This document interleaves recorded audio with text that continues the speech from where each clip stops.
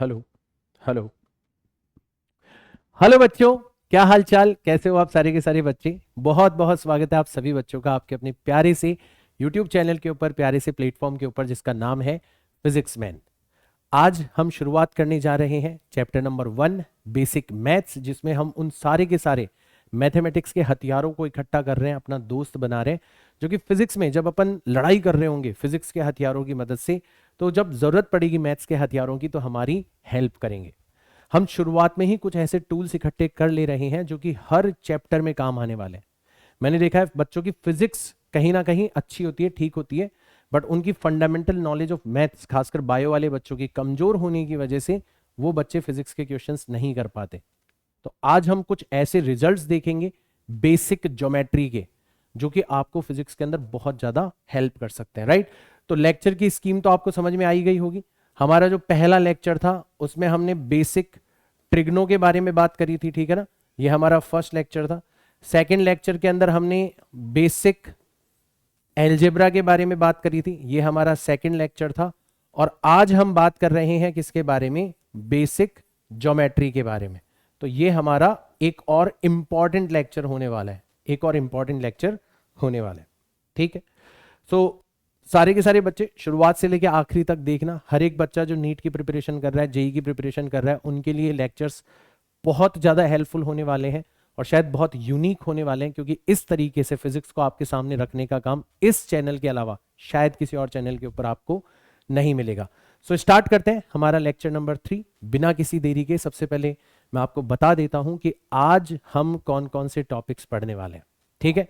आज हम कौन कौन से टॉपिक्स पढ़ने वाले हैं, तो हम प्रॉपर्टीज ऑफ ट्राइंगल्स लेंगे, हम प्रॉपर्टीज ऑफ क्वाड्रिलेटरल्स लेंगे, हम प्रॉपर्टीज ऑफ सर्कल्स लेंगे। तो जितनी भी 2 डायमेंशनल शेप्स फिजिक्स के अंदर काम आती है, फिजिक्स के सवालों के अंदर काम आती है, सब कुछ एक एक छोटे से छोटा पॉइंट हम लोग उनके बारे में इकट्ठा करते हुए चलेंगे। Then we will talk about 3 dimensional shapes, जैसे क्यूब हो गया, सिलेंडर हो गया, स्फीयर हो गया, कोन हो गया, है ना, बहुत काम आते हैं फिजिक्स के अंदर, ठीक है ना। मतलब सच में आज के लेक्चर की जो इंपॉर्टेंस है ना, वो आपको हर बार याद आएगी जब आप फिजिक्स के अंदर कोई सवाल कर रहे होंगे और वहां पर आज जो हम रिजल्ट्स पढ़ने जा रहे हैं वो यूज हो रहा होगा। आप बाकी बच्चों से आगे निकल चुके होंगे, क्योंकि बाकी बच्चे वहां पर अटके हुए मिलेंगे आपको कि यार सर ये तो इक्विलैटरल ट्रायंगल आ गया, हमें नहीं पता इसके सेंटर से इसके वर्टेक्स की डिस्टेंस क्या होती है, हम तो इस वजह से सवाल नहीं कर पा रहे। आप नहीं अटकोगे, क्योंकि आपको मैंने शुरुआत में ही ये सारी की सारी चीजें अच्छे से करवा दी है। बस आपको एक काम करना है, आपको ये जितनी भी इंफॉर्मेशन मैं बेसिक मैथ्स के अंदर दे रहा हूं उसको फिंगर्स पर ले आना है। मतलब इतनी बार रिवाइज कर लो, इतनी बार प्रैक्टिस कर लो कि ये आपके लिए आपकी मेमोरी, जो फास्ट मेमोरी है ना, उसका हिस्सा बन जाए। मतलब जिसको एक्सेस करने के लिए आपको सोचने की जरूरत ना पड़े। और ये कैसे होगा, ये प्रैक्टिस से होगा, ठीक है ना। दूसरी चीज, सिर्फ लेक्चर्स देखने से नीट में और जेई में सिलेक्शन नहीं होगा, ये मैं ओपनली बोल रहा हूं, ओपनली बोल रहा हूं। क्यों सर, क्यों नहीं होगा, क्या लेक्चर सफिशिएंट नहीं है? ऐसा नहीं है, लेक्चर्स सफिशिएंट है, बट इतने सालों का एक्सपीरियंस हो गया, जब तक बच्चा खुद से प्रैक्टिस नहीं करता, डीपीपी सॉल्व नहीं करता, होमवर्क पूरा नहीं करता, टेस्ट नहीं देता, और जहां जहां पर उसके डाउट्स आ रहे हैं वहां वहां पर अपने डाउट्स क्लैरिफाई नहीं करता पर्सनली, तब बच्चा नीट के और जेई के एग्जाम के अंदर सेलेक्ट नहीं हो पाता। ये एक्सपीरियंस है मेरा। तो सर ये सारी की सारी चीजें भी हमें उपलब्ध करवाओ। तो सवाल उठता है कि यार लेक्चर्स तो यूट्यूब के ऊपर डाल सकते हैं, बट बाकी सारी की सारी चीजें कहां पर डालें। तो इस समस्या का समाधान मैंने निकाला है खुद से, अपने हाथों से। एक वेबसाइट मैंने बनाई है www.physicsman.in, और इस वेबसाइट पर बड़े सुंदर, बड़े अरेंज्ड तरीके से आपको मेरे सारे के सारे लेक्चर्स मिल जाएंगे, उन लेक्चर्स की पीडीएफ मिल जाएगी, लेक्चर्स की डीपीपीज मिल जाएगी। हर लेक्चर की डीपीपी बनाता हूं मैं, हर लेक्चर की, ठीक है ना। डीपीपीज का सॉल्यूशन मिल जाएगा। डाउट्स हैं तो एक ही जगह पर सारे के सारे डाउट्स इकट्ठे होते रहेंगे, और मैं लाइव मेंटोरशिप आपको प्रोवाइड करवाता रहूंगा, जिसमें डाउट्स भी होंगे और जो भी उतार चढ़ाव आपकी जिंदगी में आ रहे हैं उनमें जो मैं हेल्प कर सकता हूं वो मैं कर पाऊंगा। टेस्ट वगैरह हो जाएंगे आपके। ये सब कुछ आपको मैं YouTube के ऊपर प्रोवाइड नहीं करवा सकता, इसके लिए मैंने बनाई है वेबसाइट। तो आप अगर चाहते हो सच में नीट और जेई के अंदर सिलेक्शन चाहते हो, तो you will have to use this website. अगर सच में मुझसे पढ़ना चाहते हो और मेरा पूरा फायदा आप उठाना चाहते हो, तो इस वेबसाइट के ऊपर आपको पढ़ना चाहिए, इस वेबसाइट का आपको यूज करना चाहिए, राइट। ऑब्वियसली मैं फोर्स नहीं करूंगा, ठीक है, but this is what I have to offer, ये मेरे पास में है जो कि मैं आपको ऑफर कर रहा हूं फॉर नीट एंड जेई। अगर आपने ये सब कुछ कर लिया ना, तो मैं गारंटी दे रहा हूं कि आपका नीट के अंदर सिलेक्शन होने से कोई नहीं रोक सकता। फिजिक्स की वजह से तो आपका सिलेक्शन नहीं रुकेगा, ये आप ध्यान रखना, ठीक है। तो ये एक जानकारी जो कि आप लोगों के पास में होनी चाहिए, कई बच्चों को नहीं पता इसके बारे में, तो मैं हर लेक्चर में बताऊंगा, आप इरिटेट मत होना, ठीक है ना। चलो आगे चलते हैं, शुरुआत करते हैं सबसे पहले प्रॉपर्टीज ऑफ ट्राइंगल। तो ट्राइंगल मतलब एक ऐसी क्लोज्ड शेप जिसके अंदर 3 साइड्स हो, जिसके 3 वर्टेक्स हो, जिसके अंदर 3 एंगल हो, ठीक है। तो जनरली अपन ट्राइंगल की बात करते हैं तो कोई भी एक ट्राइंगल आप ले सकते हो, ठीक है। तो इसके अंदर 3 साइड्स है, ये पहली साइड हो गई, ये दूसरी साइड हो गई और ये तीसरी साइड हो गई। इस वर्टेक्स का नाम हमने रख दिया ए, इसका नाम हमने रख दिया बी और इसका नाम हमने रख दिया सी। तो कुछ बहुत फंडामेंटल प्रॉपर्टीज है जो कि हमें पता होनी चाहिए। कौन कौन सी प्रॉपर्टीज हमें पता होनी चाहिए? सबसे पहली प्रॉपर्टी आई होप सबको पता होगी कि एंगल ए, एंगल बी और एंगल सी, इन तीनों का सम हमेशा कितना होता है? 180 डिग्रीज होता है। और अब तो आपको रेडियंस में भी कन्वर्ट करना आ गया, पाई रेडियंस होता है। बहुत फंडामेंटल, बट फिर भी मैं हर एक छोटी से छोटी चीज बताऊंगा ताकि कोई भी बच्चा कमजोर ना रह जाए, है ना।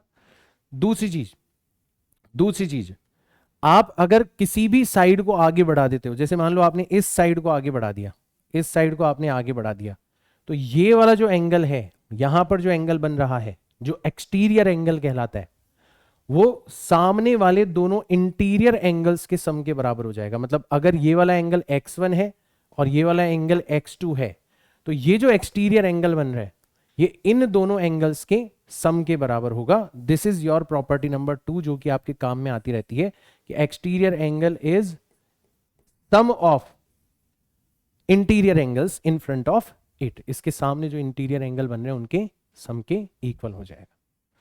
तीसरा, इसका जो एरिया है वो भी आपके काम आता रहता है फिजिक्स के अंदर, ठीक है। तो ट्राइंगल का जो एरिया होता है, किसी भी एक साइड को आप बेस मान सकते हो। जैसे मान लो आपने इस साइड को क्या मान लिया? आपने इस साइड को मान लिया बेस, इसको आपने क्या मान लिया? बेस मान लिया। और अब आपको क्या करना है? आपको इस वाली साइड से इस बेस के ऊपर एक परपेंडिकुलर ड्रॉ करना है। ये आपको परपेंडिकुलर यहां पर ड्रॉ करना है। तो ये वाली हाइट आपको अगर पता है, इसको अपन बोलेंगे हाइट, ठीक है।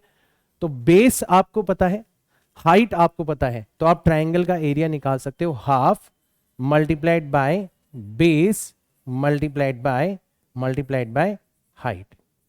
ये आपका ट्राइंगल का एरिया होता है। ये आपकी थर्ड प्रॉपर्टी हो गई जो कि आपको पता होनी चाहिए। जनरल ट्राइंगल के बारे में बात कर रहे हैं, मैं बहुत ज्यादा छोटी छोटी प्रॉपर्टीज आप पढ़ते थे 9th-10th क्लास में, उन सबको नहीं इंक्लूड कर रहा, लेकिन कम से कम ये जो 3 चीजें मैंने आपको बताई है, ये तो फिजिक्स के अंदर बहुत फ्रिक्वेंटली यूज आती रहती है। इसके अलावा पेरीमीटर होता है, बहुत सारी चीजें, बट कम से कम ये 3 चीजें हमें पता होनी चाहिए, ठीक है ना। एक और चीज मैं आपको यहां पर बताना चाहूंगा, बट इसका यूज इक्विलैटरल ट्राइंगल में ज्यादा होगा। यहां पर क्या होता है कि अगर आप यहां से सामने वाली साइड के मिडिल पॉइंट को मिलाओगे, यहां से सामने वाली साइड के मिडिल पॉइंट को मिलाओगे, यहां से सामने वाली साइड के मिडिल पॉइंट को मिलाओगे, तो ये जो लाइंस बनेगी मिडिल पॉइंट को मिलाने वाली, ये कहलाती है मीडियंस। हिंदी में बोला जाता है इनको माध्यिकाएं। और इनका जो कॉमन इंटरसेक्शन पॉइंट होता है वो कहलाता है सेंट्रॉइड या सेंटर ऑफ दिस ट्राइंगल। तो ये जो सेंटर वाला कॉन्सेप्ट है ना, ये बहुत काम आएगा हमारे, ठीक है। तो किसी भी ट्राइंगल का सेंटर कैसे निकालते हैं एक बार फिर से बता देता हूं। इस वाली साइड से सामने वाले के मिडिल पॉइंट को मिला देना, यहां से सामने वाले के मिडिल पॉइंट को मिला देना, यहां से सामने वाले के मिडिल पॉइंट को मिला देना, तो जो मीडियंस बनेंगी उन सबका कॉमन इंटरसेक्शन पॉइंट जो होगा वो कहलाएगा सेंटर ऑफ दिस ट्राइंगल। अभी अपन इसके बारे में और ज्यादा बात करेंगे हमारे इक्विलैटरल ट्राइंगल के केस में, ठीक है। तो ये हो गया जनरल ट्राइंगल। अच्छा, एक खास तरीके का ट्राइंगल हमारे बहुत काम आता है जिसको अपन बोलते हैं राइट एंगल्ड ट्राइंगल। कैसा ट्राइंगल है ये? ये आपका राइट एंगल्ड ट्राइंगल है। इसके बारे में हम पहले भी बात कर चुके हैं, ठीक है। पूरी की पूरी ट्रिग्नोमेट्री हमने यहीं से उठाई थी। तो इसमें क्या होता है, इसमें एक एंगल जो होता है वो 90 डिग्री होता है। तो ये वाला एंगल इसमें क्या हो गया? 90 डिग्री हो गया। बहुत सारी चीजें मैं रिवील कर चुका हूं इसके बारे में। इस 90 डिग्री के सामने वाली साइड क्या कहलाती है? हाइट कहलाती है। और अगर आप इस वाले एंगल के बारे में बात कर रहे हो तो ये वाली साइड कहलाएगी बेस और ये वाली साइड कहलाएगी परपेंडिकुलर। इस वाले एंगल के लिए, ठीक है। अगर ये एंगल थीटा है, ये 90 है, तो पक्का ये जो एंगल है ये कितना हो जाएगा आपका 90 माइनस थीटा हो जाएगा। ये पक्का कितना हो जाएगा 90 माइनस थीटा हो जाएगा। और यहां पर भी आप दो चीजें ध्यान रख सकते हो। पहला कि एक तो हाइपोटेनस का जो स्क्वायर होता है वो परपेंडिकुलर के स्क्वायर और बेस के स्क्वायर के इक्वल होता है। जो 3 नंबर इस प्रॉपर्टी को फॉलो करते हैं उसको पाइथागोरियन ट्रिपलेट्स कहते हैं, फिक्स होते हैं। जैसे मान लो अगर आपने p को रखा है कितना 3, तो 3 का स्क्वायर कर दिया आपने। b को रखा है आपने कितना 4, तो 4 का स्क्वायर कर दिया आपने। तो पक्का h जो है वो कितना निकल के आएगा 5 निकल के आएगा। 5 का स्क्वायर जो है वो 3 स्क्वायर प्लस 4 स्क्वायर के इक्वल होता है। तो अगर आपने हाइपोटेनस को कितना रख दिया 5 रख दिया, परपेंडिकुलर को आपने 3 रख दिया और बेस को आपने 4 रख दिया, तो आप इस प्रॉपर्टी को क्या कर सकते हो वेरीफाई कर सकते हो। और ये जो तीनों नंबर हैं ये क्या कहलाते हैं पाइथागोरियन ट्रिपलेट्स कहलाते हैं। और ऐसे बहुत सारे ट्रिपलेट्स हैं, बहुत सारे।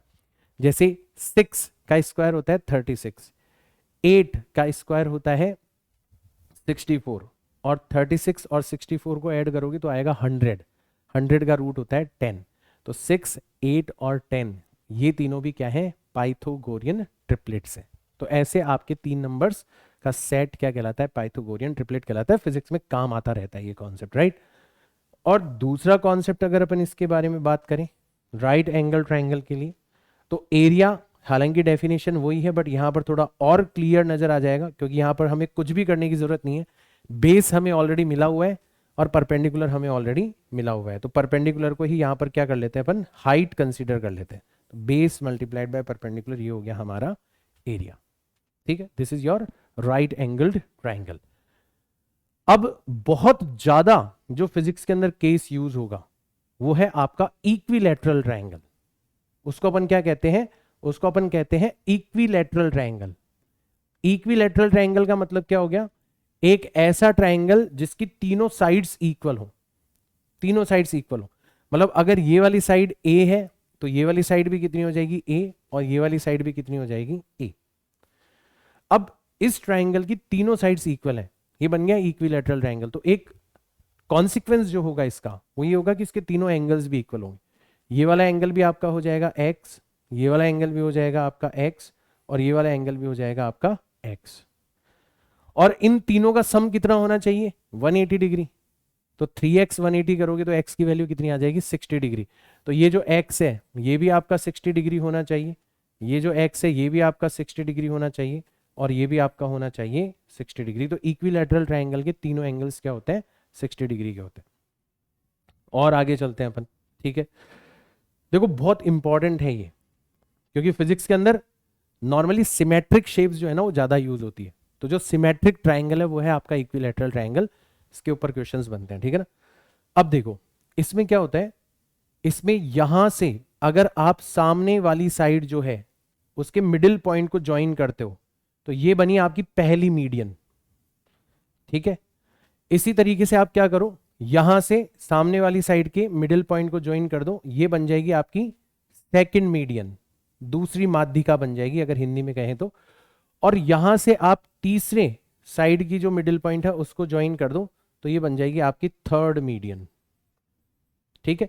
और तीनों एक ही पॉइंट से गुजरेगी। तो ये जो पॉइंट है ये क्या कहलाएगा इनका, ये कहलाएगा इनका सेंट्रॉइड। इसको अपन क्या कहेंगे, इनका सेंट्रॉइड कहेंगे। अब कुछ इंपॉर्टेंट प्रॉपर्टीज है जो कि आपको ध्यान में रखनी है और बिल्कुल फिंगर्स पर होनी चाहिए, क्योंकि बच्चे क्या, मैं हमेशा बताता हूं बच्चों को, बच्चे भूल जाते हैं। फिर जब भी मैं सवालों में यूज करता हूं ना तो मुझे दोबारा बताना पड़ता है, दोबारा बताना पड़ता है। तो ऐसा प्लीज आप मत करना। आप जो भी कुछ मैं कह रहा हूं कि यार देखो इसको बहुत ध्यान से ध्यान रखना, ध्यान से ध्यान रखना, फिंगर्स पर होनी चाहिए, जब भी कभी यूज हो तो सोचने की जरूरत नहीं पड़नी होनी चाहिए। तो ये आपको बहुत सीरियस लेना है, क्योंकि मैं ऐसी चीज के बारे में बता रहा हूं जो कि अक्सर यूज होती है। तो आपकी स्पीड बढ़ जाएगी, आपका कॉन्फिडेंस बढ़ जाएगा अगर आप इन चीजों को ध्यान रख लोगे तो, ठीक है। क्या है सबसे पहली चीज, सबसे पहली चीज देखो इसमें क्या होता है, ये जो हाइट है ना, हाइट, ये जो हाइट है यहां से लेके यहां तक की जो हाइट है, यहां से लेके यहां तक की जो हाइट बन रही है, इस वाले पॉइंट से इस वाले पॉइंट की आपने क्या ले ली, हाइट ले ली। कोई सी भी ले सकते थे, ठीक है, बट ये हमने उठा ली हाइट, ठीक है, इसको अपनों ने क्या कहा, इसको अपनों ने कहा है हाइट। ठीक है, ये हाइट कितनी होती है, ये हाइट कितनी होती है कैसे निकालेंगे। अब हमें ट्रिग्नोमेट्री आती है, तो हम देखेंगे यार ये एक राइट एंगल्ड ट्रायंगल बन रहा है, ये एक क्या बन रहा है, राइट एंगल ट्रायंगल बन रहा है, और इसमें ये एंगल कितना है, 60 डिग्री है। और tan 60 डिग्री किसके इक्वल हो जाएगा, परपेंडिकुलर डिवाइडेड बाय बेस। तो परपेंडिकुलर तो हमें निकालना है, और बेस जो है वो आधा है क्योंकि हमने मिडिल पॉइंट को ज्वाइन किया था। तो यहां पर अगर हमें हाइट निकालनी है, अगर हमें हाइट निकालनी है तो हमें क्या करना होगा, हम निकालेंगे tan ऑफ 60 डिग्री। ठीक है, ये एंगल जो 60 डिग्री बन रहा है और ये जो ट्रायंगल है इसमें अपन tan रेशियो ले रहे हैं किसके, परपेंडिकुलर। तो परपेंडिकुलर तो है हमारी हाइट जिसको हम फिगर आउट करना चाहते हैं। ठीक है, डिवाइडेड बाय बेस, तो ये जो बेस है ये आपका कितना हो जाएगा, a डिवाइडेड बाय 2 हो जाएगा, a डिवाइडेड बाय 2 हो जाएगा। तो हाइट को आपने किससे डिवाइड कर दिया, a डिवाइडेड बाय 2 से डिवाइड कर दिया। और tan 60 खुद किसके इक्वल होता है, tan 60 खुद होता है आपका √3 के इक्वल। तो यहां से आपको हाइट मिल जाएगी, कितनी होती है, यहां से आपको हाइट मिल जाएगी, और ये आपको याद भी रखना है, √3 टाइम्स a डिवाइडेड बाय 2। अब बार बार आपको ये निकालने की जरूरत नहीं पड़नी चाहिए, इतनी मेहनत आपको बार बार नहीं करनी कि बार बार आप tan थीटा निकाल रहे हो। हाँ, शुरू के 1-2 बार आप करो खुद से, बट मेरा मकसद इसको क्या है बताने का, कि इतना फ्रीक्वेंटली यूज होता है ये रिजल्ट कि आपको याद होना चाहिए कि इक्विलैटरल ट्रायंगल की हाइट जो होती है ना वो √3/2 टाइम्स इट्स साइड होती है, इसकी जो साइड है उसका √3/2 टाइम्स होती है। ये आपको ध्यान होना चाहिए, ये आपको ध्यान होना चाहिए। ठीक है ना, आप ऐसे भी निकाल सकते थे कि ये वाली जो साइड है ना ये a है, ये a है। ठीक है ना, अब इस साइड के 2 कंपोनेंट होते हैं, एक होता है एंगल वाला कंपोनेंट और एक होता है एंगल के सामने वाला कंपोनेंट। एंगल वाला कंपोनेंट होता है कॉस कंपोनेंट, तो a cos 60 करोगे तो a/2 आ जाएगा, और सामने वाला जो कंपोनेंट होता है वो होता है साइन कंपोनेंट, मतलब a sin 60, और sin 60 की वैल्यू कितनी होती है, √3/2 होती है। तो वहां से भी आप निकाल सकते हो कि हाइट कितनी हो जाएगी, √3a/2 हो जाएगी। पहली चीज जो कि आपको ध्यान में रखनी है। ठीक है, अच्छा दूसरी चीज जो कि आपको ध्यान में रखनी है कि यहां पर ये जो डिस्टेंस है, ये जो डिस्टेंस है, ये वाली जो डिस्टेंस है, कौन सी वाली, किसी भी वर्टेक्स से, किसी भी वर्टेक्स से सेंटर तक की जो डिस्टेंस है, किसी भी वर्टेक्स से सेंटर तक की जो डिस्टेंस है वो कितनी होगी। तो ये भी आप आसानी से फिगर आउट कर सकते हो, ये हो जाएगी आपकी a divided by √3, a divided by √3। Sir ये कैसे आया, एक बार ये भी बता दो। तो बेटा ये जो सेंट्रॉइड है ना इसकी एक प्रॉपर्टी होती है कि ये हमेशा मीडियन को 2:1 में डिवाइड करता है, मतलब ये होगा, ये रेशियो 2 को रिप्रेजेंट करेगा और ये रेशियो 1 को रिप्रेजेंट करेगा। तो ये वाली जो लेंथ है, ठीक है, ये वाली जो लेंथ है, ये जो अपन निकालना चाहते हैं, ठीक है ना, ये हमेशा कितना हो जाएगा, 2:1। ठीक है, ये जो लेंथ है ये 2 होगी और ये 1 होगी, मतलब रेशियो की टर्म्स में बात कर रहा हूं। ठीक है ना, तो आप ऐसे लिख सकते हो कि इस वाले पॉइंट का नाम मैंने रख दिया पॉइंट A, इसका नाम है C और इसका नाम है M। तो जो सेंटर है उसकी एक प्रॉपर्टी होती है कि ये मीडियन को, मतलब AC डिवाइडेड बाय CM, ठीक है, AC डिवाइडेड बाय CM अगर आप करोगे तो मीडियन को कितने रेशियो में डिवाइड करता है, ये 2:1 में डिवाइड करता है, 2:1 में डिवाइड करता है। और रेशियो की अगर अपन प्रॉपर्टी को यूज करें तो जो AC है, जो AC है वो कितने पार्ट को रिप्रेजेंट कर रही है, 2 को। टोटल पार्ट्स कितने हैं, 2 + 1 मतलब 3। और टोटल लेंथ कितनी है, टोटल लेंथ कितनी है आपकी, हाइट, और हाइट अपन ऑलरेडी निकाल चुके हैं, कितना हाइट अपन ऑलरेडी निकाल चुके हैं, √3 टाइम्स a डिवाइडेड बाय 2। 2 से 2 चला गया, √3 से 3 चला जाएगा, तो आंसर आ जाएगा आपका a divided by √3। But again ये सब कुछ मैं आपको क्यों करके बता रहा हूं, ताकि आपको ये रियलाइज हो कि यार बार बार हमें ये पेन नहीं लेना। यही तो बता रहे हैं सर कि हमें बार बार ये पेन नहीं लेना कि बार बार डिराइव करना पड़ रहा है, क्योंकि नहीं कर पाओगे एग्जाम के प्रेशर के अंदर। इसलिए सर आपको बता रहे हैं कि सेंटर से वर्टेक्स की जो डिस्टेंस है, ठीक है, क्या बता रहे हैं सर कि डिस्टेंस बिटवीन, ये दूसरी चीज है जो कि आपको ध्यान रखनी है, डिस्टेंस बिटवीन बिटवीन सेंटर या सेंट्रॉइड कह लो एंड वर्टेक्स, ठीक है। ये हमेशा कितनी होती है, ये हमेशा a डिवाइडेड बाय √3 होती है। ये भी आपको याद होना चाहिए, बहुत काम आता है फिजिक्स के अंदर। और last but not the least, आप एरिया जो है, वैसे तो फॉर्मूला वही है क्या, half multiplied by base that is a multiplied by height that is √3 times a divided by 2। तो याद रखना चाहो तो √3 divided by 4 multiplied by side का स्क्वायर, ये इसका एरिया होता है। डायरेक्ट आप चाहो तो इसको भी फॉर्मूले के तौर पर याद कर सकते हो। तो आपको लग रहा होगा, मतलब बहुत सारे बच्चे क्या करते हैं, वो देखते हैं कि यार आज लेक्चर का टॉपिक क्या है, बेसिक ज्योमेट्री, तो सर क्या ही पढ़ाएंगे, ट्रायंगल वगैरह ये सब बताएंगे। तो बच्चे क्या करते हैं, स्किप कर देते हैं।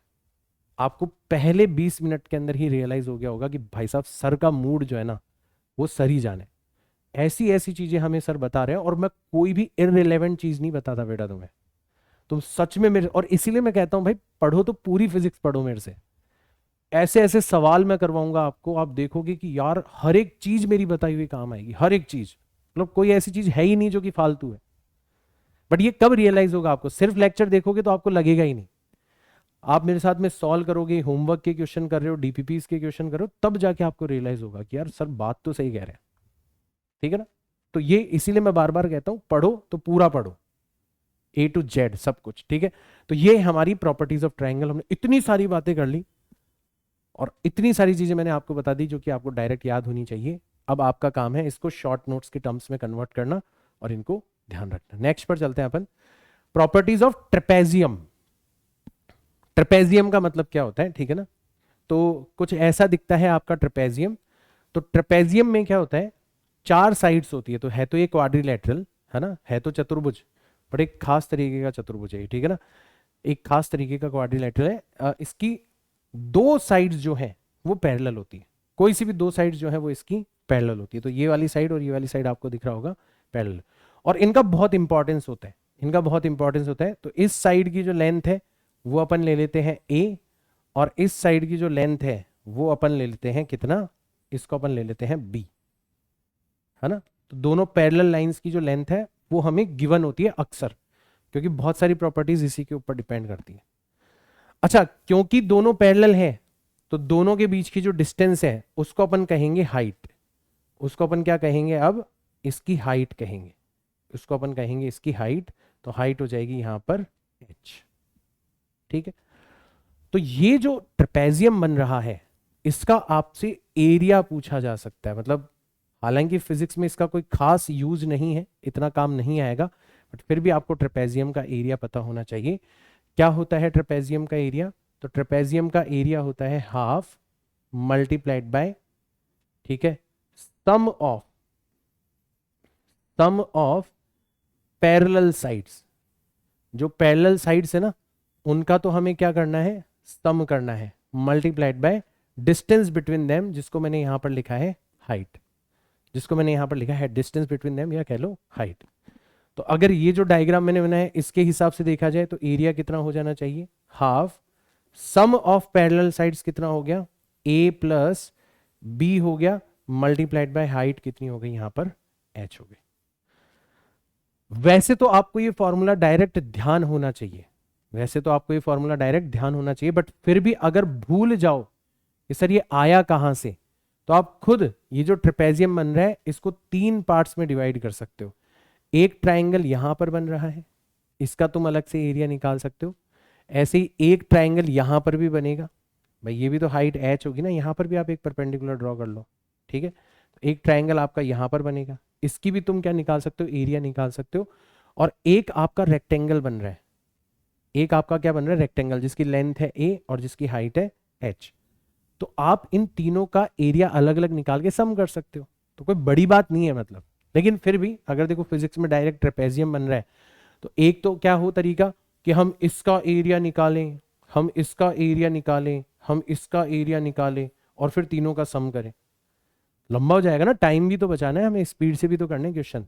तो rather than using this approach, जब भी हमें ट्रेपेजियम दिखेगा हम तो ये वाला फॉर्मूला लगाएंगे एरिया निकालने के लिए। और ध्यान रखना बेटा, मैं फिर बोल रहा हूँ, कुछ भी इररिलेवेंट नहीं पढ़ा रहा हूं मैं, इतना काम आएगा ना ये, जब ग्राफ वगैरह के क्वेश्चन करोगे जिसमें आपको एरिया निकालना पड़ेगा, तब आपको रियलाइज होगा कि हाँ यार सर ने बढ़िया हुआ उस टाइम पर हमें ये सारी की सारी चीजें बता दी। तो ट्रेपेजियम क्या होता है, जिसकी दो साइड्स पैरेलल हो, और इसका एरिया कितना होता है ये हम लोगों ने यहाँ पर देख लिया। ठीक, कोई दिक्कत नहीं है, आगे चलते हैं यहां से। पैरेललोग्राम, अब ट्रेपेजियम में तो सिर्फ दो ही साइड्स पैरेलल होती है, पैरेललोग्राम में क्या होता है, चारों साइड्स आपस में पैरेलल होती है, मतलब दो आमने सामने वाली साइड आपस में क्या होती है, पैरेलल होती है। ठीक है, दोनों पेयर्स जो है ना वो आपस में पैरेलल होते हैं, तो ये ऐसा होगा आपका पैरेललोग्राम। ये दोनों साइड्स आपस में पैरेलल है, ठीक है, और ये दोनों साइड्स आपस में पैरेलल है। ठीक है, तो ये एक खास तरीके का ट्रेपेजियम हो गया, बट ट्रेपेजियम तो है ही, दो साइड तो पैरेलल है, ट्रेपेजियम का भी एक खास टाइप हो गया, इसको अपनों ने क्या नाम दे दिया, पैरेललोग्राम। ठीक है ना, ये आपके फिजिक्स में बहुत ज्यादा यूज होगा। ठीक है ना, क्योंकि पूरा का पूरा जो वेक्टर एडिशन है, पूरा का पूरा जो वेक्टर एडिशन है वो इसी के ऊपर टिका हुआ है, पूरा का पूरा वेक्टर एडिशन जो है आप देखोगे वो इसी पर टिका है। मतलब अगर आपने पैरेललोग्राम को अच्छे से स्टडी कर लिया तो फिर आपको मान लो वेक्टर एडिशन बहुत अच्छे से आ गया। ठीक है, तो अपन क्या करते हैं, इस साइड की जो लेंथ है उसको अपन लिख लेते हैं कितना, इस साइड की जो लेंथ है उसको अपन लिख लेते हैं a। ठीक है, और ये जो साइड है इसकी लेंथ को अपन लिख लेते हैं लेंथ b। ठीक है, ऐसे, और यहां पर दोनों के बीच का जो एंगल है वो हो जाएगा आपका थीटा, वो हो जाएगा आपका थीटा। ठीक है, बहुत सारी प्रॉपर्टीज मैं आपको वेक्टर के अंदर बताऊंगा, बट फिलहाल मैं आपको एक छोटी सी चीज बताने वाला हूं इसके बारे में, फिलहाल एक छोटी सी चीज मैं बताने वाला हूं। ठीक है ना, क्या मैं बताने वाला हूं ध्यान से सुनना। पैरेललोग्राम क्या हो गया पता पड़ गया हमें, ठीक है, सारी चीजें हमारे पास में आ चुकी। इसका जो एरिया होता है, इसका जो एरिया होता है वो सीधा सीधा आप निकाल सकते हो, सीधा सीधा निकाल सकते हो, a मल्टीप्लाइड बाय b के इक्वल होता है। मतलब दोनों साइड्स का आपको क्या करना है, मल्टीप्लीकेशन करना है, दोनों साइड्स का आपको क्या करना है, मल्टीप्लीकेशन करना है। अब आगे अगर अपन चलेंगे तो अभी तो मैं आपको बस बता रहा हूं शॉर्ट में, अगर आपको याद रह जाए तो बहुत अच्छी बात है, अदरवाइज आप इग्नोर कर सकते हो।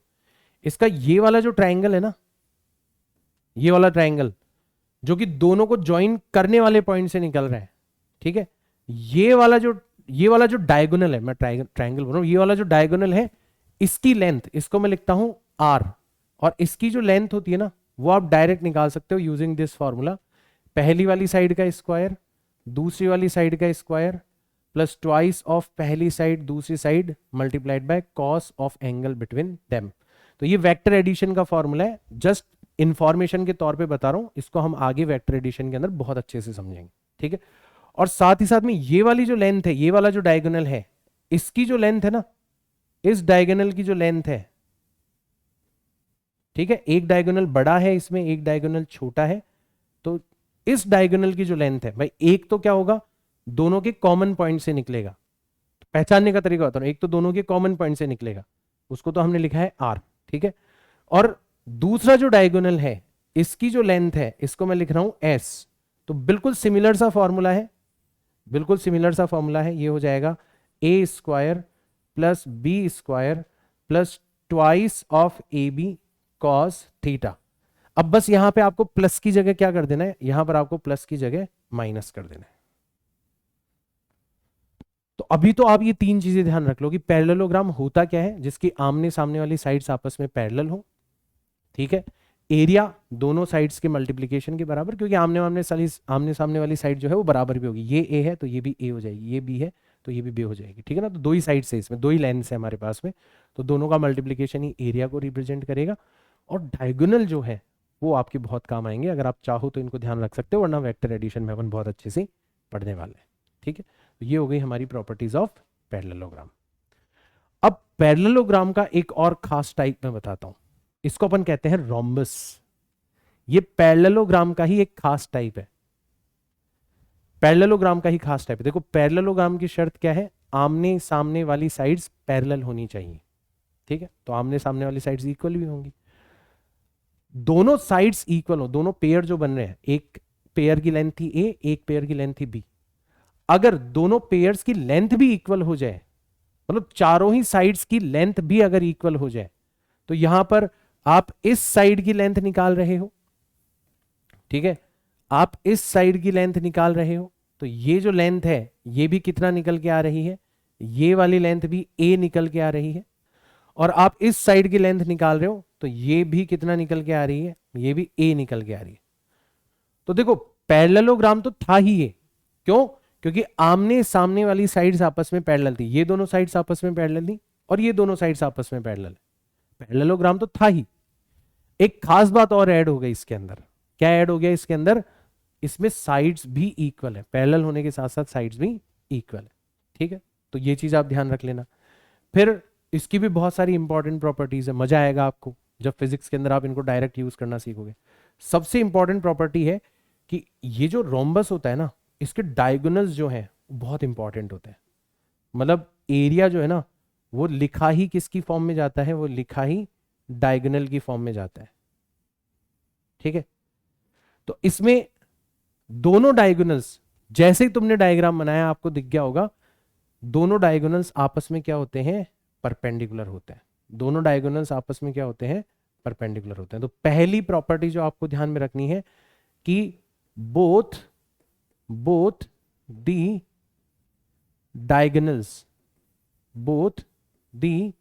डायगोनल्स आर म्यूचुअली परपेंडिकुलर, दोनों डायगोनल्स आपस में क्या होते हैं, परपेंडिकुलर।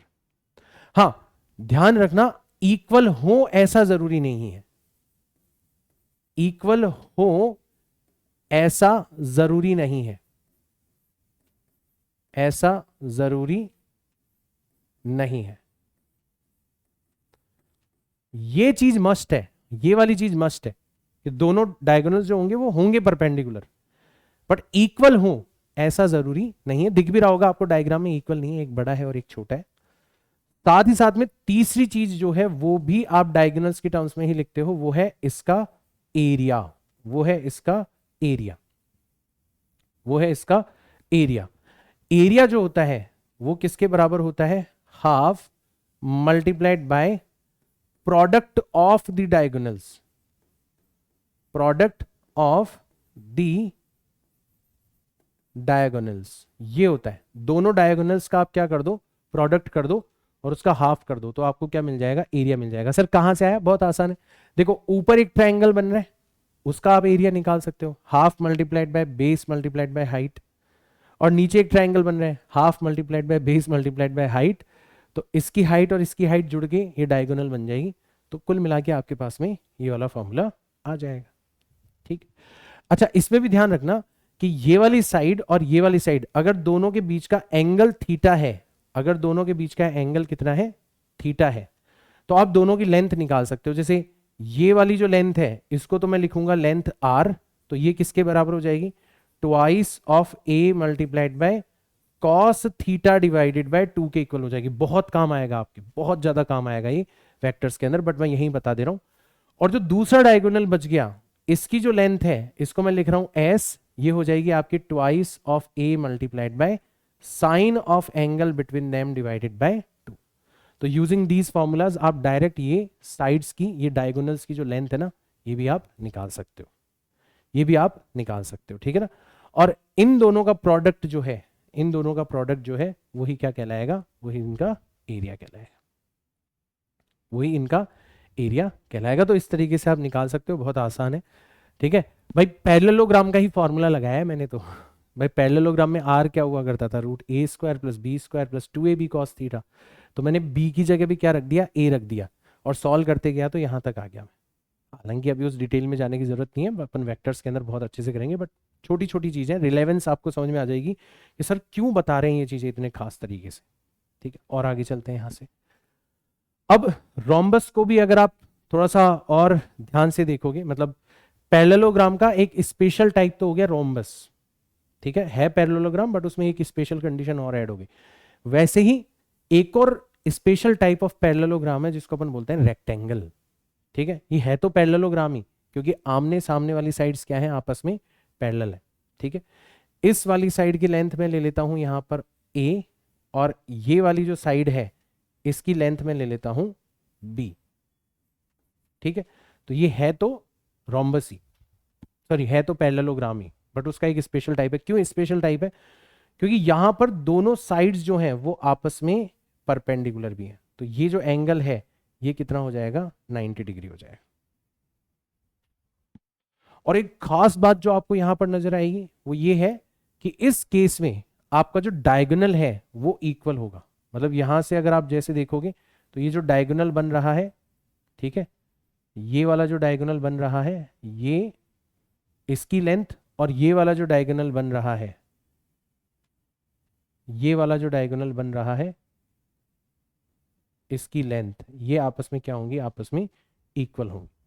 बट डायगोनल परपेंडिकुलर हो ऐसा जरूरी नहीं है। तो ये रोम्बस का उल्टा केस हो गया। पहली प्रॉपर्टी कि इसमें both the diagonals are equal, ये मस्ट कंडीशन हो गई कि इक्वल तो होंगे ही होंगे। दूसरी जो कंडीशन है वो जरूरी नहीं है, परपेंडिकुलर हो ऐसा जरूरी नहीं है। हो भी सकते हैं, परपेंडिकुलर भी हो जाएंगे, ऐसा जरूरी नहीं है। ठीक है, तो एक था हमारे पास में पैरेललोग्राम का टाइप जिसको अपन कहते थे रोम्बस। तो रोम्बस में डायगोनल्स का परपेंडिकुलर होना जरूरी था, इक्वल होना जरूरी नहीं था। और एक टाइप है हमारे पास में रेक्टेंगल जिसमें डायगोनल्स का इक्वल होना जरूरी है, परपेंडिकुलर होना जरूरी नहीं है। आया समझ में? और अब अपन जो लास्ट केस देखेंगे ना उसमें दोनों चीजें हो जाएंगी, उसमें ये दोनों चीजें हो जाएंगी। ठीक है, तो एक काम करता हूं मैं इसको यहां पर लिख देता हूं। एक काम करता हूं मैं, थोड़ा सा जगह अपने पास में बच जाएगी तो अपन इसी पेज के ऊपर कर लेंगे। मैं इसको यहां पर लिख लेता हूं। ठीक है, तो इसकी प्रॉपर्टी क्या क्या देखी अपनों ने? पहली चीज जो हमने जो नोटिस करी इसके बारे में, क्या नोटिस किया हमने कि बोथ दी डायगोनल्स, दोनों विकर्ण जो है, हिंदी में डायगोनल्स को क्या बोलते हैं? विकर्ण। ठीक है, both the diagonals are equal, दोनों डायगोनल्स जो है वो आपस में इक्वल है। ठीक है, लेकिन परपेंडिकुलर हो ऐसा जरूरी नहीं है, परपेंडिकुलर हो ऐसा जरूरी नहीं है। ठीक है, परपेंडिकुलर हो ऐसा जरूरी नहीं है। रही बात एरिया की, तो एरिया जो है वो अपन बड़ी आसानी से निकाल सकते हैं। तो एरिया जो होगा वो कितना हो जाएगा? सीधा सीधा आप ए को किससे मल्टीप्लाई कर दो? बी से मल्टीप्लाई कर दो। आपने ए को किससे मल्टीप्लाई कर दिया? बी से। इस साइड को इस साइड से आपने क्या कर दिया? मल्टीप्लाई कर दिया। और लेंथ ऑफ द डायगोनल, भले ये वाली निकालो भले ये वाली निकालो, दोनों बराबर है, तो ये हो जाएगी आपकी √a² प्लस बी स्क्वायर, है ना? वो तो आप वैसे भी निकाल सकते हो। राइट एंगल ट्राइंगल बन रहा है, बेस आपका बी है, हाइट आपका ए है, और आप हाइपोटेनस निकालोगे तो पाइथागोरस थ्योरम लग जाएगी यहाँ पर, आप इसको आसानी से निकाल सकते हो। ठीक है, तो ये हो गया आपका रेक्टेंगल। इसके बाद में आता है हमारा स्क्वायर। अब इसमें सारे गुण हैं। ये एक पैरेललोग्राम भी है क्योंकि इसके आमने सामने वाली साइड्स जो है वो पैरेलल है, ट्रेपेजियम तो है ही है, पैरेललोग्राम भी है। ये एक रोम्बस भी है। क्यों? क्योंकि इसकी साइड्स आपस में इक्वल है। ये वाली साइड जो है वो भी ए है, और इस वाली साइड की जो लेंथ है वो भी कितनी है? ए है। तो ये जो अपन शेप बना रहे हैं, ठीक है, तो ये तो थी आपकी रेक्टेंगल। ठीक है, ये तो थी आपकी रेक्टेंगल, और ये जो अभी अपन बना रहे हैं ये है आपकी स्क्वायर। स्क्वायर में सबकी आत्मा आ गई, जितने भी भूत अपनों ने देखे ना सारे के सारे घुस चुके हैं। ये एक ट्रेपेजियम भी है क्योंकि इसकी दो साइड्स आपको क्लियरली पैरेलल दिखाई दे रही है। ये एक पैरेललोग्राम भी है क्योंकि इसकी आमने सामने वाली साइड्स पैरेलल है। ये एक रोम्बस भी है क्योंकि इसकी साइड्स पैरेलल होने के साथ साथ इक्वल भी है। और ये एक रेक्टेंगल भी है। क्यों? क्योंकि इसकी साइड जो है वो आपस में परपेंडिकुलर भी है। तो क्योंकि इसमें सबकी आत्माएं आ गई तो इसमें सबकी प्रॉपर्टीज भी आ जाएंगी। सारी प्रॉपर्टीज को आप कंबाइन कर दो, वो आपको स्क्वायर के अंदर मिलेंगी। क्या क्या प्रॉपर्टीज देखी थी अपनों ने? तो रोम्बस के अंदर तो अपनों ने देखा था कि रोम्बस के जो डायगोनल्स हुआ करते थे वो आपस में परपेंडिकुलर होते थे। तो यहां पर भी दोनों डायगोनल्स जो हैं वो आपस में क्या हो जाएंगे? दोनों डायगोनल्स आपस में परपेंडिकुलर हो जाएंगे। तो ये वाला डायगोनल लो और ये वाला डायगोनल लो, जैसे ही आप ड्रॉ करोगे तो आप देखोगे परफेक्टली एक दूसरे के क्या होंगे, परफेक्टली एक दूसरे के परपेंडिकुलर होंगे। तो पहली चीज, दोनों डायगोनल्स जो है वो आपस में परपेंडिकुलर है, तो रोम्बस वाली प्रॉपर्टी भी आ गई इसके अंदर, क्योंकि एक रोम्बस भी है। और रेक्टेंगल वाली प्रॉपर्टी क्या थी कि दोनों डायगोनल्स इक्वल होंगे, ठीक है, तो दोनों ही चीजें आ गई इसके। Both the diagonals, both the diagonals, ठीक है, अब दोनों प्रॉपर्टीज आ गई इसके अंदर, are equal, equal as well as mutually perpendicular to each other. दोनों ही प्रॉपर्टीज इसके अंदर आ गई स्क्वायर के अंदर। समझ में आया क्यों आ गई? और रही बात एरिया की, तो एरिया तो आप बड़ी आसानी से निकाल सकते हो कि इसका जो एरिया होगा वो कितना हो जाएगा, वो हो जाएगा सिंपली ए स्क्वायर, मतलब इसको इससे मल्टीप्लाई करोगे तो ए स्क्वायर, और इसके जो डायगोनल की लेंथ है वो कितनी हो जाएगी, √2 टाइम्स ए हो जाएगी। और मैं फिर बोल रहा हूं बेटा, फिजिक्स में सिमेट्रिक शेप्स जो होती है ना, उनका बहुत ज्यादा यूज होता है। तो ये जितनी भी शेप्स मैं आपको पढ़ा रहा हूं, ये काइंड ऑफ सिमेट्रिक शेप्स है, इसलिए इनकी प्रॉपर्टीज आपको फिंगर्स पर होनी चाहिए, डायरेक्ट आपको याद होनी चाहिए, ताकि आपकी स्पीड बढ़ सके, आपका कॉन्फिडेंस बढ़ सके, ठीक है। तो ये हो गए हमारे different types of quadrilaterals. I hope अच्छे से समझ में आ गया होगा। और अब अपन चलते हैं हमारे एक और इंपॉर्टेंट शेप के ऊपर, जिसको अपन बोलते हैं सर्कल। सर्कल सबको पढ़ा होगा, आपने बहुत अच्छे से ये चैप्टर पढ़ा था 9th-10th के अंदर भी। तो बहुत सारी प्रॉपर्टीज के बारे में तो हम लोग बात नहीं करेंगे, सिंपल सिंपल प्रॉपर्टीज देखेंगे अपन। तो ये आपका सर्कल है। सर्कल का मतलब एक पॉइंट होता है जिसको बोला जाता है सेंटर ऑफ द सर्कल। तो ये जो सर्कल है, ये एक ऐसी शेप है जिसका हर पॉइंट इस सेंटर से इक्वी डिस्टेंट होता है। तो आप इससे किसी भी पॉइंट को मिला लो, आपको डिस्टेंस क्या मिलेगी, सेम मिलेगी। तो ये जो डिस्टेंस है ये कहलाती है इसकी रेडियस, इसको अपने लिखा है यहां पर आर, इसको अपने लिखा है यहां पर आर, ठीक है। अब और आगे चलते हैं। इसका पहला जो आपको पार्ट ध्यान रखना है, इसकी सरकमफेरेंस जो होती है, इसकी सरकमफेरेंस जो होती है, जिसको हिंदी में बोला जाता है परिधि, है ना, ताकि हिंदी वाले बच्चे घबराए ना। तो ये कितनी होती है, आई होप सबको पता होगा, twice of pi multiplied by r, ठीक है। यहां पर रेडियस का जो डबल है, रेडियस का जो डबल है, ये क्या कहलाता है, ये कहलाता है डायामीटर। तो इसको d is equal to twice of r अपन लिख सकते हैं। तो आपको डायमीटर की फॉर्म में भी ध्यान रखना है। तो डायमीटर ट्वाइस ऑफ आर को आप किससे रिप्लेस कर दोगे, d से। तो इसको आप ऐसे भी लिख सकते हो सरकमफेरेंस को, it is pi multiplied bye diameter d। पहली चीज जो कि आपको ध्यान में रखनी है, फिजिक्स में काम आती रहती है। दूसरा इसका एरिया। तो एरिया जो होता है वो होता है पाई मल्टीप्लाइड बाय रेडियस का स्क्वायर। और रेडियस की जगह आप क्या लिखोगे, d/2 लिखोगे, तो ये हो जाएगा पाई multiplied bye d square divided by 4। तो रेडियस की टर्म्स में भी ध्यान रखना और डायमीटर की टर्म्स में भी ध्यान रखना, ठीक है। एक और चीज, जैसे मान लो आप इसका कोई सेगमेंट लेते हो, तो ये चीज अपन ऑलरेडी पढ़ चुके हैं, इसीलिए मैं इसको यहां पर मेंशन कर रहा हूं। जैसे आपने ये सेगमेंट लिया, तो this particular segment of this circle is known as arc. इसको अपन क्या कहते हैं, आर्क कहते हैं।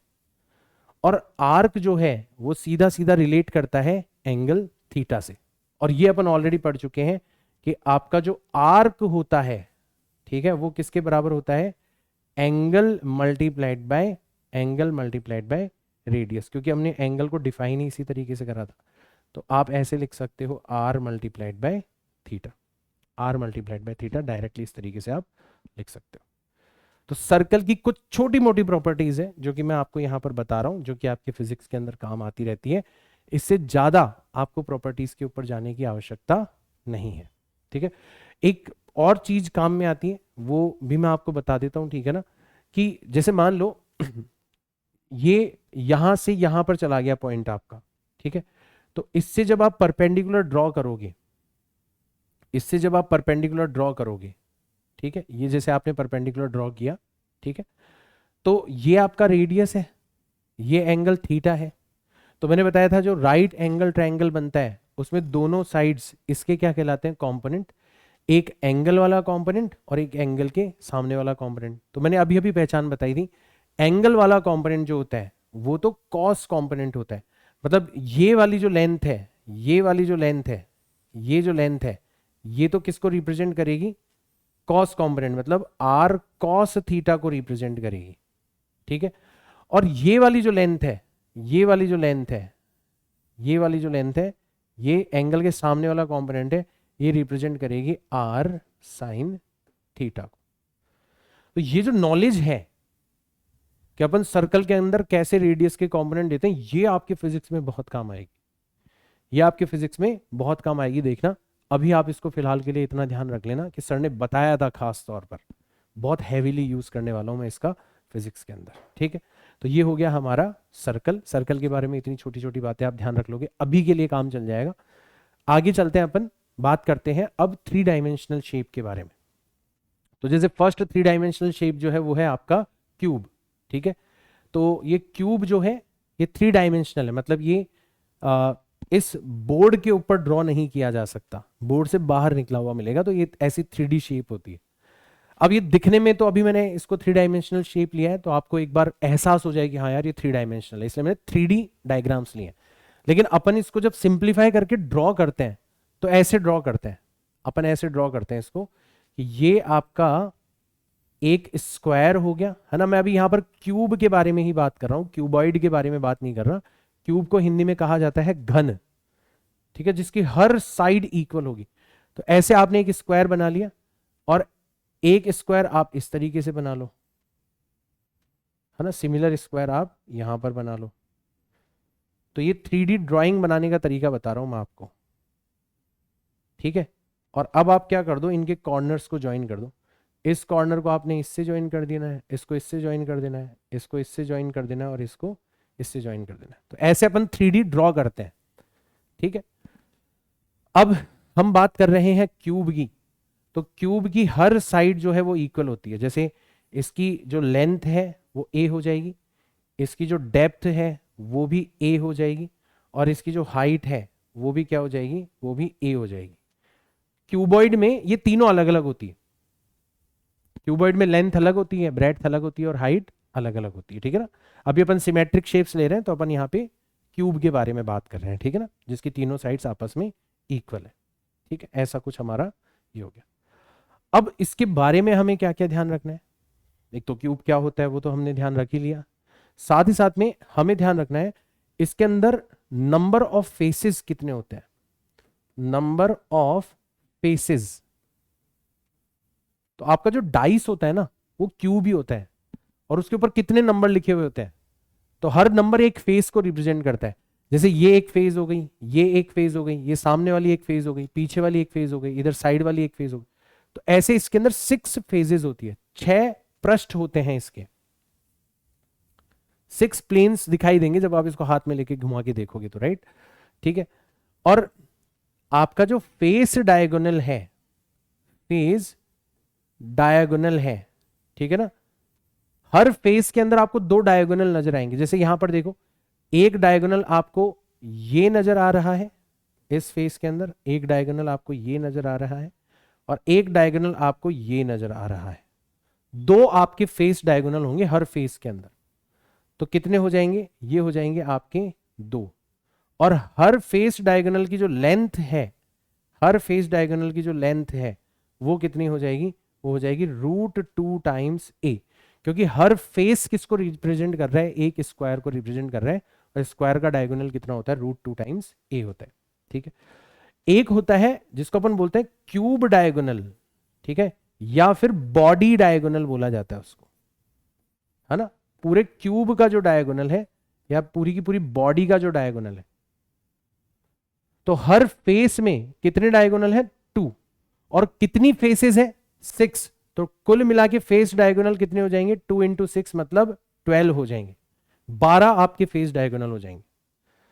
बॉडी डायगोनल का मतलब क्या होता है, ध्यान से देखना, आपने इस कॉर्नर को, इसके बिल्कुल सामने वाला जो कॉर्नर है, जब भी आपको क्यूब को इमेजिन करना हो ना, अपना रूम इमेजिन कर लेना।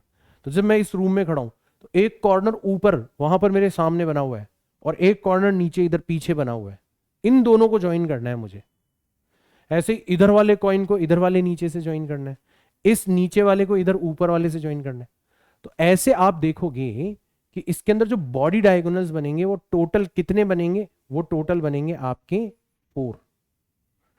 टोटल कितने बनेंगे, 4 बनेंगे, 4 बॉडी डायगोनल्स बनेंगे। जैसे एक मैंने ये बना दिया, अलग कलर से बना देता हूं ताकि आपको ध्यान रहे कि मैं क्या बता रहा था आपको, ठीक है। तो ग्रीन कलर में यूज कर लेता हूं। तो एक बॉडी डायगोनल जो है वो ये हो गया, इन दोनों पॉइंट्स को ज्वाइन करने वाला डायगोनल, ठीक है। एक ये वाला हो गया, इसको आप किससे ज्वाइन कर दो, इससे ज्वाइन कर दो, ये हो गया आपका, है ना, ये हो गया। एक इसको इससे ज्वाइन करने वाला हो जाएगा, ठीक है, तो यहां से यहां आ जाएगा, एक इसको इससे ज्वाइन करने वाला हो जाएगा। तो ऐसे आपके 4 बॉडी डायगोनल्स होंगे और इन चारों बॉडी डायगोनल्स की जो लेंथ है वो कितनी हो जाएगी, इन चारों बॉडी डायगोनल्स की जो लेंथ है, ठीक है, जो चारों बॉडी डायगोनल्स है उनकी लेंथ कितनी हो जाएगी, हो जाएगी √3 टाइम्स ए, √3 टाइम्स ए। सर कैसे आई, बहुत आसान है, देखो ये वाली जो लेंथ है ये कितनी है, ये √2a है। क्यों, क्योंकि ये नीचे वाले फेस का डायगोनल है, ठीक है। और ये जो हाइट है ये कितनी है, a है।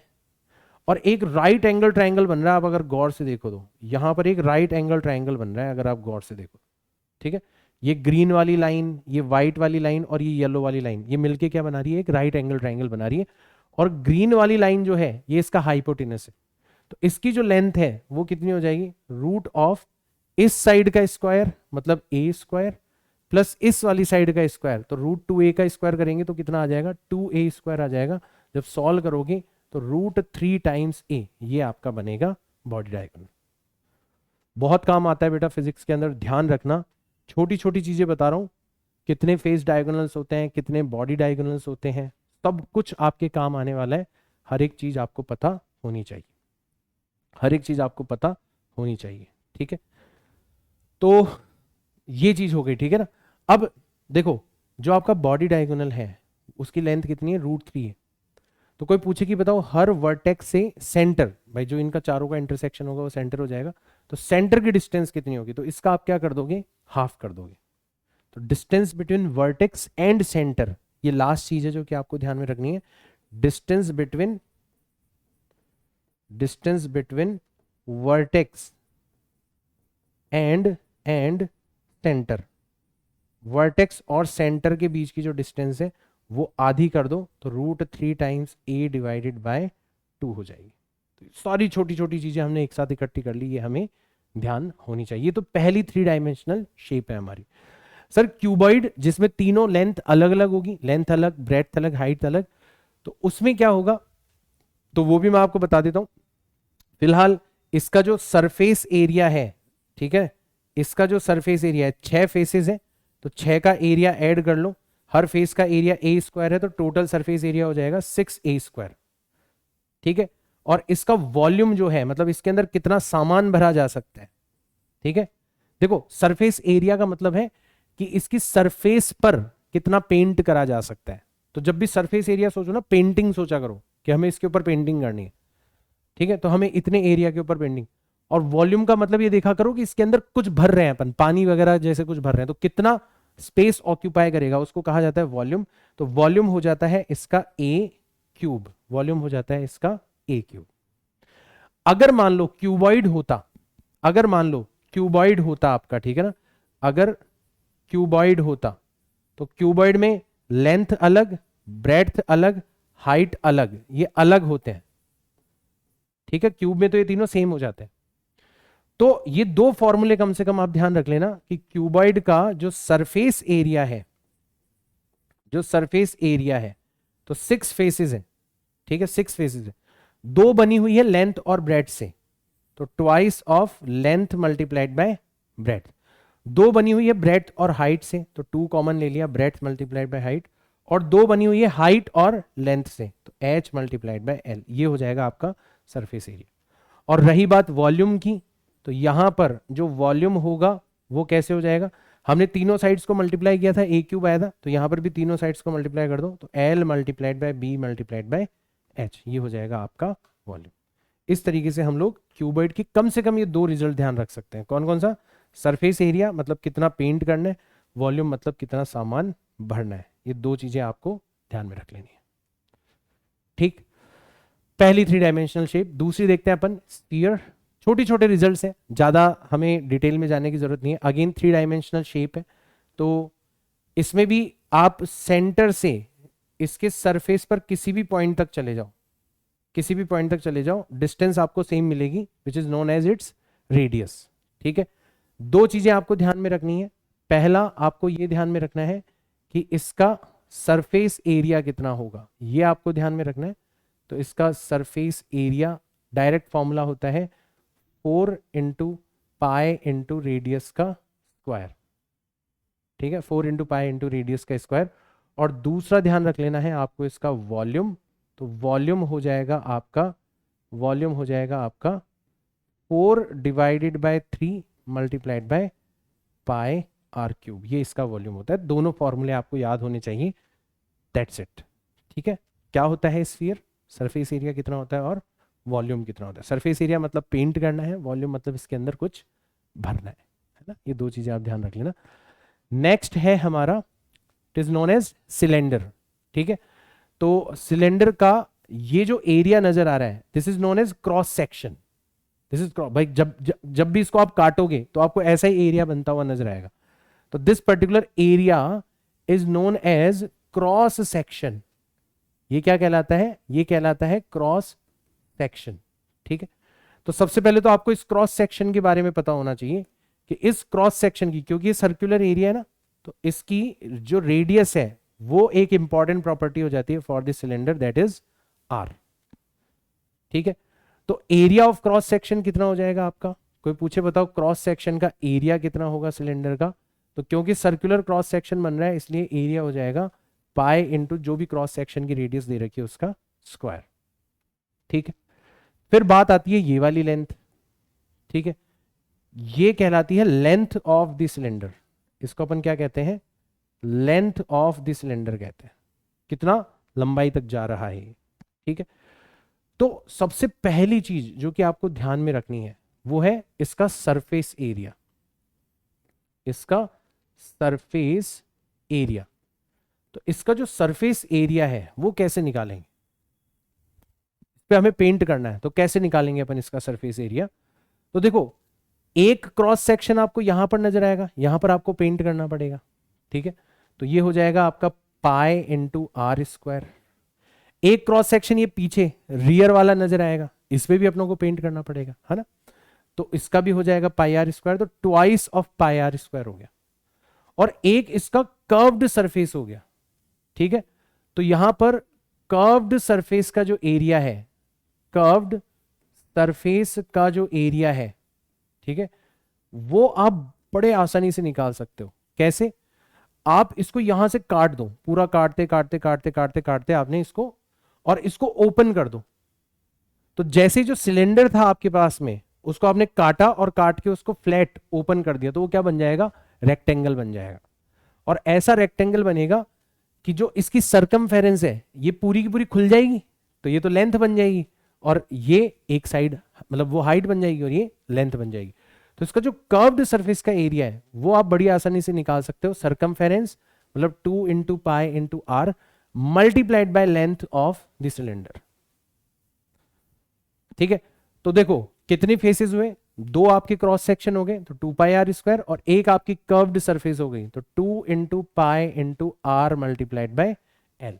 आप क्या क्या कॉमन ले सकते हो, आप 2 कॉमन ले सकते हो, पाई कॉमन ले सकते हो, आर कॉमन ले सकते हो। तो अंदर क्या बच जाएगा, सीधा सीधा आर प्लस एल बन जाएगा, ये बन जाएगा आपका सिलेंडर का एरिया, ठीक है। और दूसरी चीज जो कि आपको इसके बारे में ध्यान रखनी है, that is known as volume. इसमें कितना सामान भरा जा सकता है, वॉल्यूम। तो वॉल्यूम होता है area of cross section, area of cross section, cross section का हमें एरिया लेना है मल्टीप्लाइड बाय लेंथ, ठीक है। ये बहुत स्टैंडर्ड फॉर्मूला होता है बाय द वे वॉल्यूम का, किसी भी शेप के ऊपर लग सकता है, area of cross section multiplied by length. तो यहां पे एरिया ऑफ क्रॉस सेक्शन कितना है, तो यहां पर आप वॉल्यूम निकालना चाह रहे हो, तो एरिया ऑफ क्रॉस सेक्शन आप पहले ही बता चुके हो, पाई इंटू आर स्क्वायर है, और लेंथ कितनी है एल, तो ये हो जाएगा आपका वॉल्यूम, ठीक है, तो कम से कम आपको ये चीजें पता होनी चाहिए सिलेंड्रिकल शेप के बारे में। सरफेस एरिया, कर्व्ड सरफेस का एरिया, और वॉल्यूम, और क्रॉस सेक्शन का एरिया, है ना। चार चीजें मैंने बता दी, चारों इंपॉर्टेंट है। लास्ट जो हमारी शेप है दैट इज नोन एज कोन। क्या कहते हैं अपन इसको? कोन कहते हैं। तो कोन में क्या होता है, जो बेस होता है ना वो सर्कुलर होता है, जो बेस होता है वो सर्कुलर होता है, सभी को दिख रहा होगा। और इसकी जो रेडियस है वो हमारे लिए एक बहुत इंपॉर्टेंट प्रॉपर्टी हो जाती है। तो एक तो हमें जब भी कोन के बारे में बात करी जाएगी हमें इसकी रेडियस गिवन होगी, रेडियस का मतलब है इसके सर्कुलर बेस की रेडियस गिवन होगी। और दूसरा हमें इसकी हाइट दी जाएगी, दूसरा हमें क्या दी जाएगी, इसकी हाइट दी जाएगी। तो ये हाइट भी आपको आसानी से दिख रही है, हाइट h। दो चीजें आपको दी जाएगी जब भी कोन को डिस्क्राइब करना होगा। कौन कैसा दिखता है सभी लोगों को पता है, आप सभी ने आइसक्रीम कोन खाया होगा, तो ये वही शेप है, ठीक है ना। तो इसमें भी आपको दो चीजें ध्यान में रखनी है। पहली चीज आपको जो ध्यान में रखनी है फर्स्ट, ठीक है, कि सर इसके ऊपर पेंट कितना किया जा सकता है, मतलब इसका सरफेस एरिया कितना होगा, ठीक है। और दूसरी चीज कि सर इसका वॉल्यूम कितना होगा, इसका वॉल्यूम कितना होगा, सरफेस एरिया कितना होगा और वॉल्यूम कितना होगा। अच्छा, कई बार क्या होता है, कई बार आपको है ना ये वाली हाइट भी दे दी जाती, ये वाली लेंथ दे दी जाती है, इसको अपन बोलते हैं स्लेंट हाइट। ये जो है, ठीक है, इसको अपन लिखते हैं लेंथ L,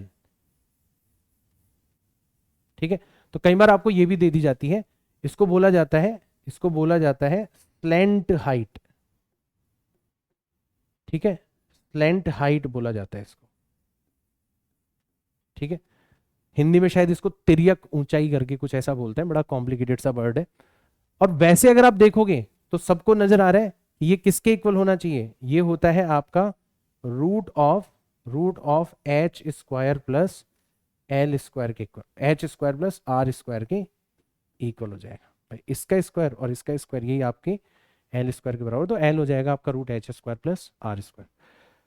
तो जो सरफेस एरिया होता है ना, सरफेस एरिया जो होता है वो तो होता है pi multiplied by radius multiplied by slant height. ये ध्यान रखना, सरफेस एरिया क्या होगा, pi into r multiplied by l, l का मतलब हो गया स्लेंट हाइट। तो चाहो तो आप इसको ऐसे भी लिख सकते हो, pi into r multiplied by root h square plus r square. ये तो इसका होता है एरिया। और रही बात वॉल्यूम की, तो वॉल्यूम जो होता है, अगर सेम रेडियस और सेम हाइट का आप सिलेंडर लेते उससे तो कम ही होगा, और हमने निकाल के देखा तो उसका 1/3 हो जाता है। तो it is 1/3 of volume of cylinder pi r square multiplied by h. भाई अगर आप आर रेडियस वाला और एच लेंथ वाला सिलेंडर लेते उसका वॉल्यूम कितना होता, पाई आर स्क्वायर एच, उसको आपने क्या कर दिया 1/3 कर दिया, तो आपको कोन का वॉल्यूम मिल गया। इस तरीके से आप क्या कर सकते हो, कोन का वॉल्यूम भी निकाल सकते हो, ठीक है। अब देखो आज का जो लेक्चर है उसमें आपने इतनी सारी जानकारियां इकट्ठा करी है, तो एक तो आपका होमवर्क यही है, ठीक है, एक तो आपका होमवर्क यही है, ठीक है, कि आपको क्या बनाने हैं, शॉर्ट नोट्स बनाने हैं। पहला काम यही है, आपको शॉर्ट नोट्स बनाने हैं, ताकि आपको ये चीजें बार बार आप देखते रहोगे ना तो याद हो जाएंगी। हर लेक्चर के बनाने शॉर्ट नोट्स, बट आज के लेक्चर के बनाने तो बहुत ज्यादा जरूरी है, क्योंकि आज में हमने सिर्फ और सिर्फ रिजल्ट्स देखे, और ये रिजल्ट्स कुछ आपको याद होंगे, कुछ याद नहीं होंगे, कुछ बहुत अच्छे तरीके से अब आपको समझ में आए होंगे, बट ये सारे रिजल्ट्स आपको एट द एंड याद होने चाहिए। इनको रिकॉल करने के लिए सोचने की जरूरत ना पड़े, उस हद तक याद होने चाहिए, ठीक है ना। और दूसरा, आपको इस पीडीएफ के अंदर, ठीक है ना, आपको ढेर सारी होमवर्क प्रॉब्लम्स मिलेगी। जैसे पिछली पीडीएफ आपने देखी थी, अब जो बच्चे वेबसाइट के ऊपर हैं उनको पीडीएफ वगैरह मिलती है, तो मैं अभी उनसे बात कर रहा हूं कि जो पिछले लेक्चर की पीडीएफ थी उसमें आपने देखा होगा कि आपको होमवर्क प्रॉब्लम्स मिली होगी बीच बीच में। उन प्रॉब्लम्स को सॉल्व करना बहुत ज्यादा जरूरी है, और उनका सोल्यूशन भी आपको वेबसाइट के ऊपर मिलता है, राइट। तो यहां पर भी आपको होमवर्क प्रॉब्लम्स मिलेंगी, और इन होमवर्क प्रॉब्लम्स को आपको सॉल्व करना है। नीट के लिए इंपॉर्टेंट नहीं है, मतलब बहुत सारे बच्चों को लग रहा होगा कि सर हम तो होमवर्क प्रॉब्लम कर ही नहीं पा रहे, हम तो वेबसाइट के ऊपर नहीं पढ़ रहे, हम तो यूट्यूब से ही पढ़ रहे हैं।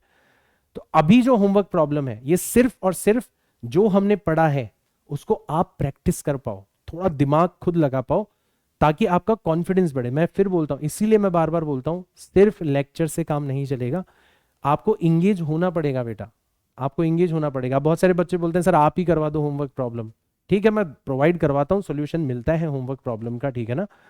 बट मकसद क्या है इन प्रॉब्लम्स का? इन प्रॉब्लम्स का मकसद है कि आप बच्चे इंगेज हो, लेक्चर के अंदर शामिल हो, आपका मन करे कि हाँ यार हमने इतना पढ़ा, अच्छे से समझा, तो चलो अपन खुद एक बार निकाल के देखते हैं।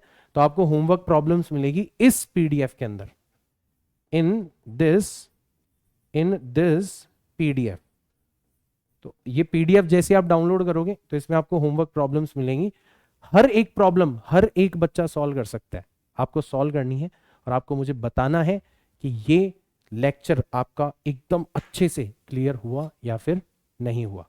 मैंने आपको प्रॉमिस किया था कि नेक्स्ट लेक्चर में इस बात का खास ध्यान रखा जाएगा कि लेक्चर की लेंथ ज्यादा ना हो, ठीक है। मैं स्टिल अपनी स्टाइल को और ज्यादा ऑप्टिमाइज करने की कोशिश कर रहा हूं, बहुत सारी रिसर्च कर रहा हूं कि और बच्चों तक इफेक्टिव, भले ही ये रिकॉर्डेड लेक्चर हो बट बच्चों को कभी भी रिकॉर्डेड ना लगे, उनको लाइव लगे, लाइव से भी बेटर फीलिंग आए, ठीक है। मैं सारे जो बच्चों के डाउट्स, जो कि मेरा एक्सपीरियंस मुझे बताता है कि हाँ यार यहाँ पर बच्चे अक्सर डाउट्स पूछते हैं, उनको इंक्लूड करूं ताकि बच्चों के डाउट्स की प्रॉब्लम बहुत कम हो जाए। मैं हर एक टॉपिक को बिल्कुल जीरो लेवल से उठाता हुआ चलूं, हर एक छोटी से छोटी बात मैं खुद ही एड्रेस करता हुआ चलूं ताकि बच्चों के डाउट बचे ही ना। ये मैं बहुत ज्यादा रिसर्च करके इन लेक्चर्स को तैयार कर रहा हूं, और ये सब करने के बावजूद भी मैं कोशिश कर रहा हूं कि इन लेक्चर्स की लेंथ ज्यादा ना हो। आपको लगता होगा कि यार सर तो बहुत आराम आराम से धीरे धीरे बोलते हैं, चीजों को अच्छे से एक्सप्लेन करते हैं, लेकिन जब आप कंटेंट देखोगे लेक्चर का, देन यू विल रियलाइज कि यार इतना फ्लो में बोलते हैं सर, हमें पता ही नहीं चला कि हमने आज इतना कुछ पढ़ लिया, ठीक है। तो यही थोड़ी सी कह सकते हो आप यूएसपी है, तो इसका फायदा उठाओ आप ज्यादा से ज्यादा। लेक्चर्स अगर अच्छे लग रहे हैं तो लाइक और शेयर करो, ज्यादा से ज्यादा बच्चों तक पहुंचाओ, कम से कम इतनी मदद तो आप कर ही सकते हो।